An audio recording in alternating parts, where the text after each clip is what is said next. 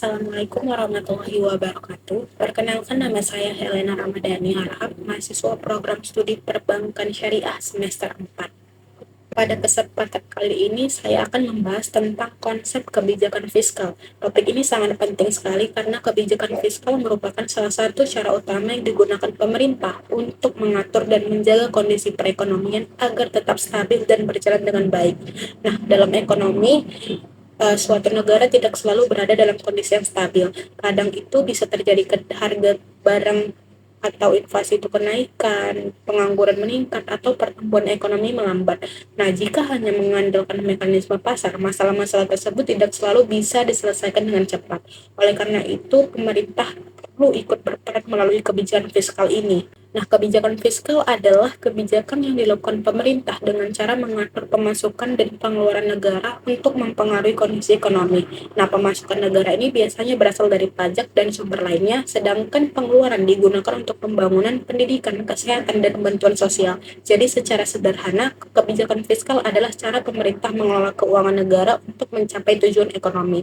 Dasar teori kebijakan fiskal ini pada pemikiran John Keynes. Menurut Keynes ini, pemerintah tidak boleh diam saja ketika ekonomi mengalami masalah. Pemerintah harus ikut campur, misalnya dengan meningkatkan pengeluaran atau menurunkan pajak agar kegiatan ekonomi bisa kembali berjalan.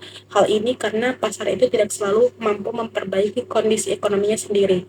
Nah, tujuan dari kebijakan fiskal adalah untuk menciptakan kondisi ekonomi yang stabil dan sejahtera. Pemerintah berusaha menjaga agar ekonomi tidak mudah terguncang dan juga mendorong agar ekonomi itu lebih produktif lagi. Dan juga kebijakan fiskal ini bertujuan untuk mengurangi kesenjangan pendapatan agar masyarakat itu lebih merata dan menikmati hasil pembangunan. Nah, dalam menjalankan kebijakan fiskal, pemerintah menggunakan beberapa alat utama.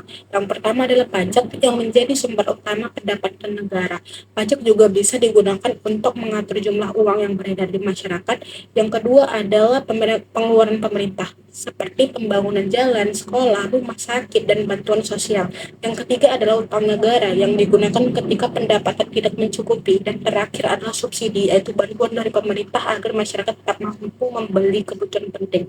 Nah, jenis kebijakan fiskal ini dibagi dua jenis. Yang pertama ada kebijakan ekspansif, yaitu kebijakan yang dilakukan oleh ekonomi sedang melemah.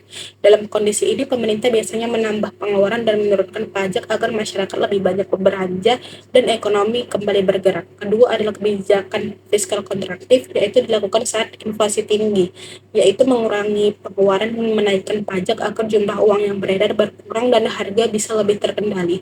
Nah, fungsi kebijakan fiskal ini ada tiga, yaitu fungsi alokasi untuk menyediakan fasilitas umum seperti jalan, jembatan, sekolah, dan rumah sakit yang dibutuhkan masyarakat.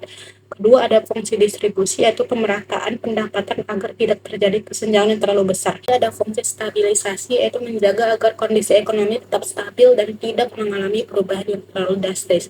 Nah, kebijakan fiskal ini memiliki peran yang sangat penting dalam perekonomian. Dalam kebijakan ini, pemerintah dapat meningkatkan pertumbuhan ekonomi, menjaga stabilitas harga, mengurangi pengangguran, dan membantu masyarakat yang membutuhkan. Oleh karena itu, kebijakan fiskal menjadi salah satu alat utama dalam mengatur suatu ekonomi negara.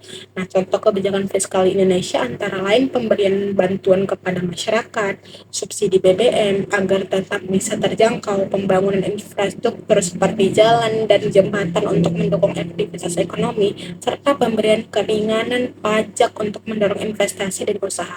Nah, dampaknya juga ada, seperti dampak positifnya adalah ekonomi bisa tumbuh lebih cepat, lapangan kerja bertambah, dan kesejahteraan meningkat. Namun, jika dikelola dengan tidak baik, kebijakan ini juga bisa menimbulkan dampak negatif seperti defisit anggaran dan peningkatan utang negara yang bisa menjadi beban di masa depan. Nah, jadi sebagai penutup, kesimpulannya adalah kebijakan fiskal, cara pemerintah mengatur perekonomian melalui pemasukan dan pengeluaran negara. Dengan kebijakan yang tepat, pemerintah dapat menjaga stabilitas ekonomi, meningkatkan pertumbuhan, dan menciptakan kesejahteraan bagi masyarakat. Sekian penjelasan dari saya mengenai konsep kebijakan fiskal. Semoga bermanfaat bagi kita semua. Wassalamualaikum warahmatullahi wabarakatuh.